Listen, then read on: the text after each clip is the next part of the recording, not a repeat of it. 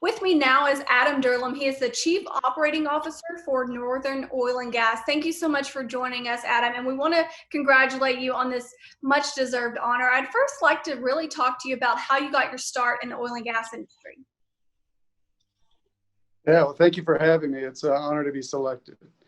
As far as how I got started in the oil and gas industry, I was working for Honeywell International as a corporate auditor, and so I was on the road kind of 4 weeks out of the month, and had been doing that for some time. And it was 2009, and the Bakken was booming at that point, and I had an opportunity to join Northern Oil on the finance and accounting side of things.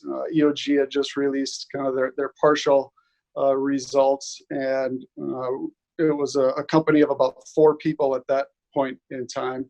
And so I was able to kind of get my way into a more of a entrepreneurial type setting as opposed to a Fortune 100 type of company, and was young at the time and wanted to kind of roll the dice and do something a little bit differently.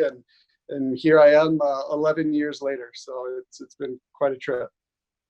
Wow. So really, when you started professionally working and, being here, like you said, 11 years later, can you talk a little bit more about that path to get to the position you're in now? So I started on the finance and accounting side of the house, and got to really learn that side of the business. Oil and gas as an industry, and from a finance and accounting standpoint is all very much different than kind of the manufacturing side of the world that I come from. And so I was able to kind of get my feet underneath me in that regard, and really understand kind of the capital markets and kind of the give and take of a commodity and a cycle based kind of industry. And so I had done that for a while, moved up to kind of the vice president of finance.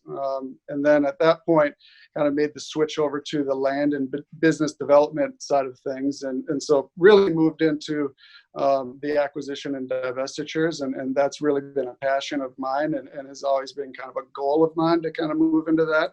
And as Northern Oil, we're a 25-person company, but we're very highly acquisitive, and so it was something that kind of suited my skill set in that regard.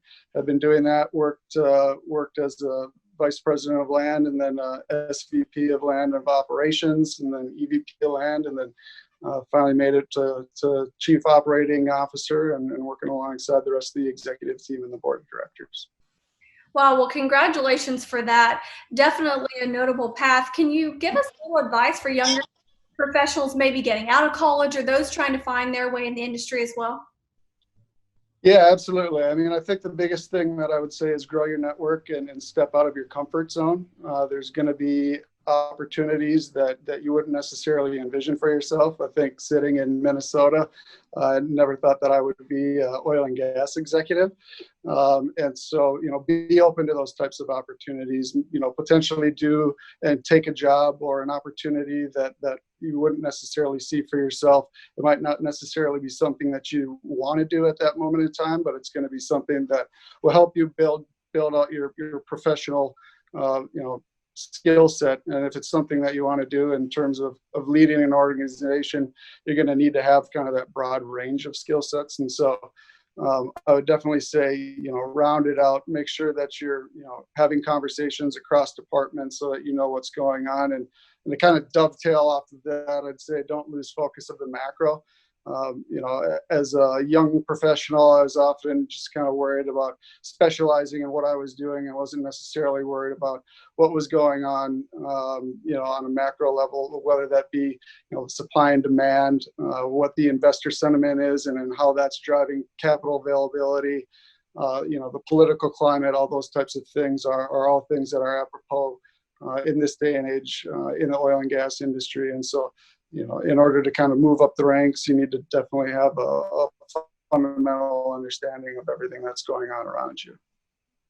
Good advice there, Adam. What about a challenge or a risk that you faced in your career? Could you pinpoint something like that helped you navigate through as well? Yeah, I think it was called mid-2018, and it was really about the time that Northern was getting its feet underneath ourselves in terms of scaling the business, and I'd say since 2018, we've done roughly 200 plus transactions, I want to say, on the acquisition side of things. And we had just finished about a $50 million deal, and we're signing up about a $150 million deal, and was working through that purchase agreement, kind of negotiating kind of the gives and the takes in that regard, getting ready for due diligence, those types of things. And we had put in another bid that we didn't necessarily think was going to get accepted, and had a $300 million deal effectively signed up concurrently with the $150 million. So we had done the largest deal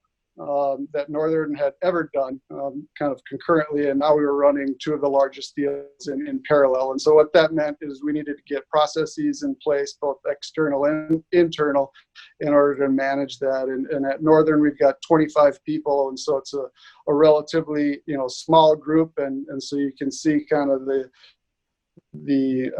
ability to scale, but that also means that we all have to wear a handful of different hats. And so it was really getting every department and every individual on the A&D team on the same page, so that we could direct the brokers, engage with the lawyers, whatever it might be, make the appropriate business decisions, and be able to manage kind of the volume of due diligence that was needing to be done on a truncated time frame. And we were able to get both those deals closed. We pulled together as a team, and we're able to kind of assimilate and bring all these new assets into Legacy Northern, and at the same time about triple the size of the company from a production standpoint, and begin to take our leverage down at the same time. So it's certainly a challenge, but well deserved at the end. Wow, yeah, definitely a busy time, it sounds like. So with that in mind, what about work-home life balance? Do you have any tips for that million-dollar question?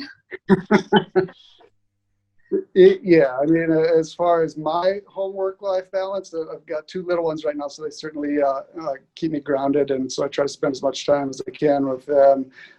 Try to stay active and exercise as much as possible, and so I generally am getting up at 5 o'clock in the morning every day, so that I can at least get a workout in and decompress and kind of think about the day ahead of me. And so, I love to get out and go golfing or go skiing or anything like that. So really try to, spend the time that I'm not at the office or working with my family and friends.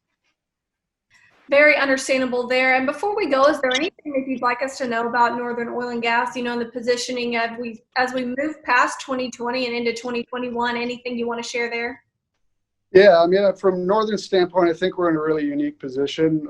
We're the largest non-operator in the Williston Basin. We've got about 180,000 net acres, and like I had mentioned before, are highly acquisitive and have been able to kind of leverage our relationships in order to be a solid partner to both our operators and our non-operators. And so being there in order to capitalize on a situation where there's a lack of capital availability has been unique. And I think the thing that I'm most proud of Northern and our team especially is our ability to scale the business, but most importantly to deploy capital at the appropriate rates of return. And when you look at 2019, and it's kind of a tip of the hat to the entire Northern team, when you look at the E&P space and the return on capital employed, Northern as an E&P company came in at the highest out of any other E&P entity at about 16.4%. So something that we look to continue